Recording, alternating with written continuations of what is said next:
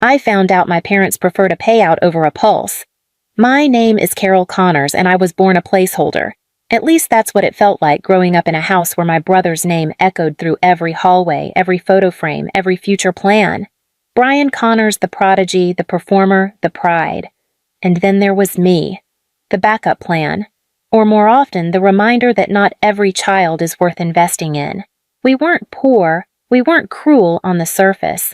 We had matching towels and annual Christmas cards and a deck my dad rebuilt himself, or at least bragged about enough that people stopped asking if it was worth the cost.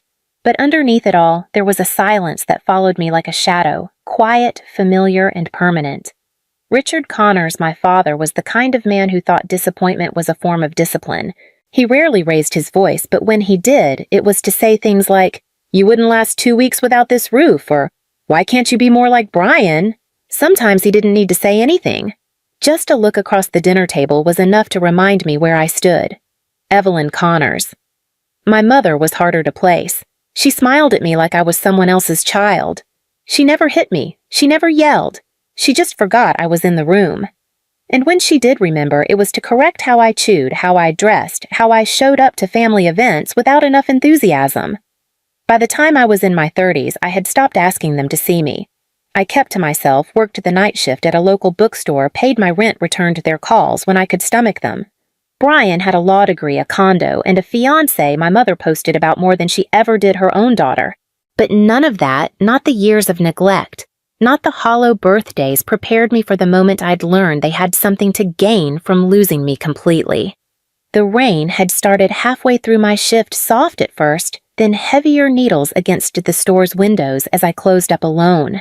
I remember thinking it felt theatrical, like a storm you'd cue in a movie when something's about to break. I wasn't wrong. The bookstore parking lot was empty. My breath fogged the windshield before the defrost caught up.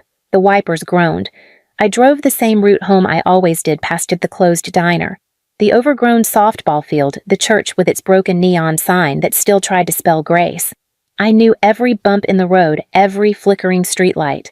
But that night, something felt different. Halfway down I-93, my brakes hesitated just for a second. Enough for my heart to spike. I pressed again. They caught. I told myself it was the rain, maybe the tires. But a thought surfaced, quiet and persistent. When was the last time I got them checked? And then came the lights. A semi-truck ahead jackknifed across lanes, 2 cars slammed into it like toys. I swerved, tires screamed, the guardrail blurred. My car hit the ditch so hard I felt it in my teeth. Something exploded, then everything went black. When I opened my eyes, the world was quiet. Not dead quiet, sterile quiet. A soft monitor beep overhead, fluorescence humming the smell of antiseptic and latex gloves. I tried to move and winced. That's when I saw him. A man in uniform sat beside the bed reading a clipboard. Late 40s, maybe 50, clean cut. Eyes tired, not from lack of sleep, but from having seen too much. He looked up and gave me a nod. "You're lucky," he said. "Car's totaled, but you'll be okay. No internal bleeding, just a mild concussion." I blinked, tried to focus. "What happened?" "We found your ID near another vehicle. Completely burned out. Couldn't ID the driver." He paused. His voice shifted. "Your parents. Think you died in that car." I stared at him. "What?" He looked away for a beat, then back. "I'm Officer Mark Tyler, and I'm here because the paperwork already started moving. Insurance claim. Death notice. Fast, almost too fast." My throat tightened dry and sharp. "They didn't call the hospital I asked." He shook his head. "They didn't even ask if you made it. They filed. Within 24 hours. I could have told Officer Tyler to fix it. To call the state records office, stop the paperwork, and inform the insurance company I was alive and well if bruised. But I didn't. Instead, I asked him something I'm still not sure he expected. What happens if we don't tell them yet?" He studied me long and careful. "You mean, let them think you're dead?" I nodded. "I want to see what they say I told him, what they post, who shows up. I want to hear the words they use when they think I can't hear them." For a moment, he said nothing. Then slowly, he set the clipboard down. "All right," he said. "But if we do this, we do it right. No contact, no social media. I know a place. Off-grid. No one will find you." That's how I ended up in a one-room cabin tucked beside a lake I'd never heard of. with a chipped mug, a scratchy wool blanket, and a silence so loud I could hear the thoughts I'd been dodging for years. Tyler checked in once a day, brought food, no questions I wasn't ready for, just simple things. Did I sleep? Did I eat? Was I okay? On the second day, I said yes to all three. On the third, I stopped lying. It rained again that morning. He came back from town holding a folded program. They printed this, he said, handing it to me. The front had a photo of me from middle school science fair braces, one hand awkwardly holding a second-place trophy. I hadn't seen that picture in years. Underneath it read, "She was quiet, but tried her best." I sat down hard. Not from shock, from something colder, the kind of numb that starts in your spine and spreads like fog. Even dead, they couldn't say anything real. "Do you know the payout?" I asked him. He hesitated. 1 million. I didn't speak for a full minute. $1 million. That was what I was worth to them. Not a phone call, not a visit to the hospital, a number. "They filed everything within 24 hours, Tyler said again, voice low. "Didn't even wait for a body confirmation." I nodded. "Then let's give them what they want." "You sure know," I whispered, "but I'm tired of disappearing without ever knowing what it looked like." Sunday morning, the sky was too clear for a funeral. I wore black slacks, a plain white blouse, and tied my hair low. No makeup, no jewelry. Just enough to disappear into the room before I chose to be seen. Tyler drove me into town and parked 2 blocks from the church. He handed me a badge his own, then looked me in the eye. "If this goes sideways, I'm right behind you." The sanctuary smelled of lilies and old carpet. I slipped through the back door and stood beneath the balcony where the choir used to sing. The casket sat at the front draped in white. Closed, of course. There was no body, just air and weight and the lie they had polished until it looked respectable. My mother, Evelyn Connors, sat in the first pew in a navy silk dress, dabbing her eyes like it was opening night, and she'd memorized her lines. My father, Richard, stood near the aisle, speaking in a low voice to an insurance rep with slicked back hair and a briefcase on his knee. A few rows behind Brian leaned back, arms crossed, expression unreadable. "The policy should clear by Monday." Richard murmured. That to quick Brian asked. "As long as no loose ends show up," Richard said. Loose ends. That was me. I stepped into the center aisle and walked forward. The sound of my heels on the floor might as well have been a gunshot. Brian turned first. His mouth parted like a hinge. The insurance rep's pen hit the floor. Evelyn looked over her shoulder, expecting a late guest. Then she saw me. Her face drained of color as if someone had pulled the plug from her spine. She clutched her pearls, literal pearls, and let out a sharp, dry breath. Richard didn't move, just watched me like I was a dropped call. "You're supposed to be dead," he said softly. Not shocked, not relieved, just irritated. I stopped 3 feet from the casket. "Funny," I said. "I thought I was, too, until I woke up and found out you'd already signed me away." Evelyn's voice cracked. "Carol, you didn't call the coroner," I cut her off. "You didn't check with the hospital. You filed the paperwork and started cashing the check." She looked around as if searching for someone to explain it all for her. Richard straightened. "You were always a burden. We finally saw a way out." That was when Tyler stepped forward from the back of the church. No dramatics, just one hand reaching into his jacket, pulling out a small black recorder. He pressed play. Richard's voice echoed. "She was always going to fail. We just made peace with it sooner." That was enough. The silence that followed wasn't holy.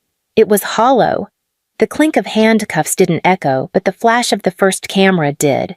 It didn't take long for the story to catch fire. The photo they used in the first article was one someone snapped outside the church, a blurry shot of me standing between 2 officers looking more like a protester than a daughter.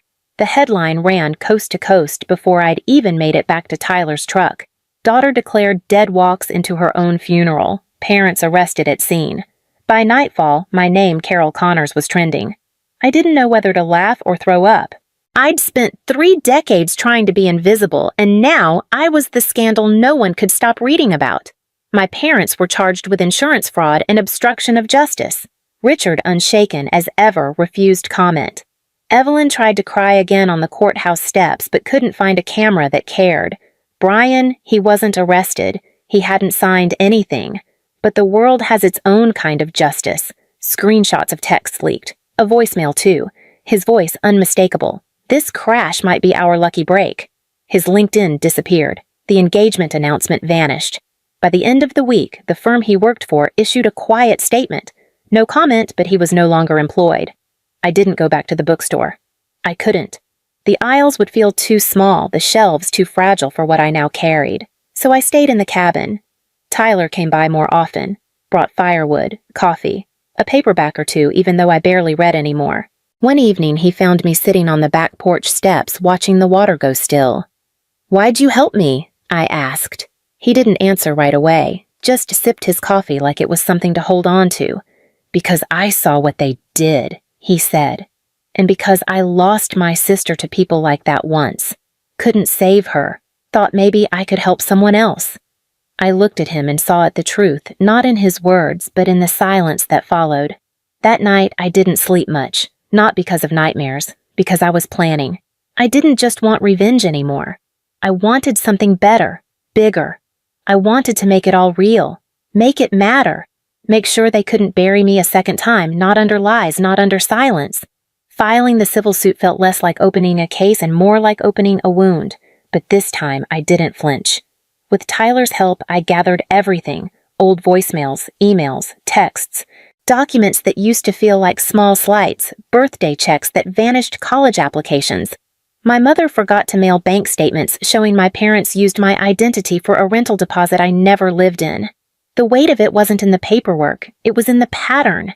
They hadn't just tried to erase me with a death certificate, they'd been chipping away at me for years. The turning point came when I found the letter. Tucked in a box in my old bedroom under a stack of unused Christmas cards was a folded sheet of paper, dated 6 months before the crash, signed by Evelyn.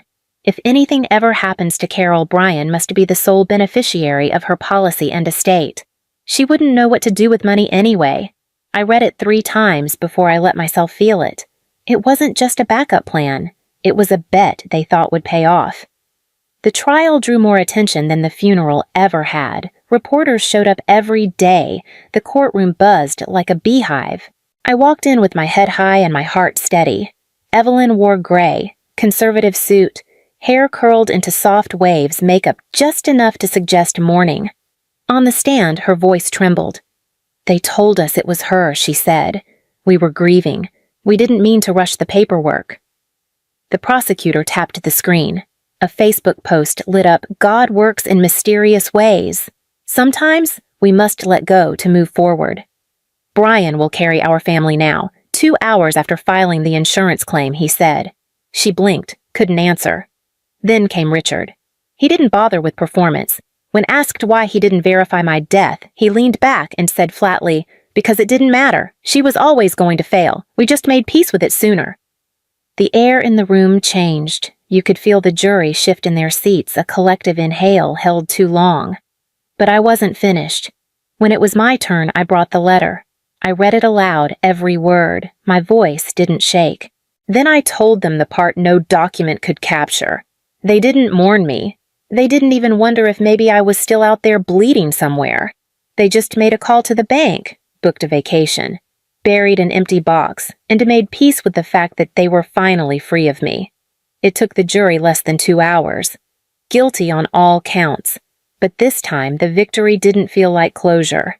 It felt like clearance. The road was open, and I was the one walking it now. I didn't go quiet after the trial. Some people thought I would, that I'd retreat again, slip back into whatever shadow I used to live in. But I'd already been buried once. I wasn't climbing back into the ground. Instead, I spoke. I told my story on podcasts at shelters to students and survivors and strangers who wrote to say, "This happened to me too." I wrote a book, Buried Alive, the daughter they tried to cash in. It wasn't polished, it wasn't bitter, it was honest. It became a bestseller. I donated the profits to start something I wish had existed when I was 19, and scared and convinced that being unloved meant being unworthy. The Phoenix Foundation opened its doors 9 months after the trial. It wasn't grand, just a converted community center with 3 bedrooms, a shared kitchen, and a garden the local seniors helped us grow. But it was a beginning. We took in kids who'd been kicked out, cut off, scapegoated, erased. Not cases, not causes, just people trying to make sense of what it means to survive your own blood. One night, a girl named Mariah asked if she had to earn her keep. I told her no. You already did, I said. You made it through. The more I spoke, the more I listened, and what I heard again and again was this. They didn't hit me. They didn't scream. They just made me feel like I didn't count. I knew that feeling like an old song.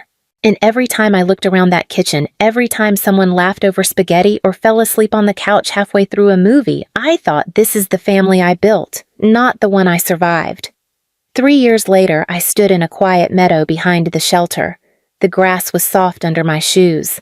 The air smelled like paint and fresh soil. A group of teenagers were finishing a mural on the side wall, brushes moving like they'd done it 100 times. At the center of the mural was a woman rising through flame, wings of firearms, lifted eyes open, not crying, not broken, just rising. Beneath her in block letters, "You are not disposable." I stared at it for a long time.